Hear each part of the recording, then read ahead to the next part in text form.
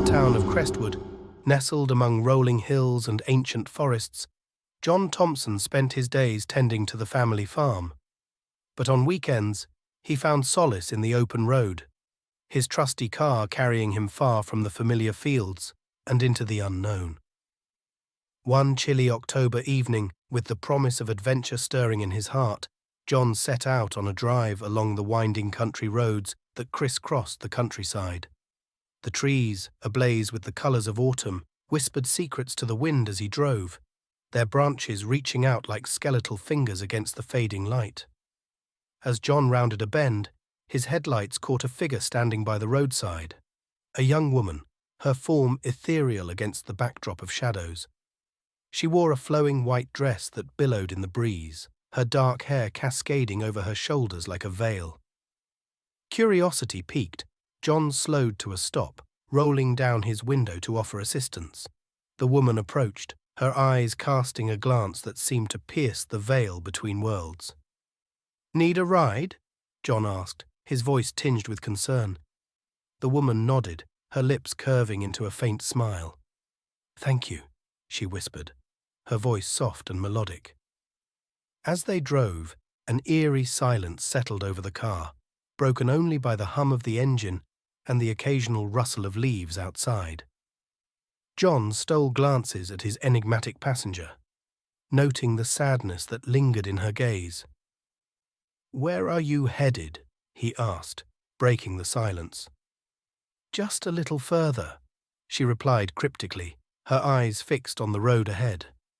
As they approached a bend in the road, the woman suddenly spoke, her voice barely above a whisper. "Here," she said, gesturing toward an old wrought-iron gate that marked the entrance to a forgotten graveyard. John pulled over, a shiver running down his spine as he watched the woman step out of the car. He followed her gaze to the desolate graveyard beyond, its ancient tombstones standing sentinel in the fading light. "Are you sure this is where you want to be?" he asked, a note of unease creeping into his voice.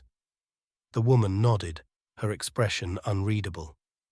"Thank you for the ride," she said, her voice tinged with sadness. As John watched, the woman disappeared into the darkness, her form melting into the shadows like mist on a summer morning. Bewildered, he stepped out of the car, his heart pounding in his chest. He searched the graveyard, calling out into the night. But there was no sign of the mysterious woman. Only the silence of the grave answered his cries, echoing through the stillness like a ghostly whisper. In the days that followed, John found himself haunted by the memory of the vanishing hitchhiker, her enigmatic presence etched into his mind like a half-remembered dream. He sought answers in the town's archives, poring over old newspaper clippings and yellowed pages in search of the truth. What he discovered was a tale as old as time.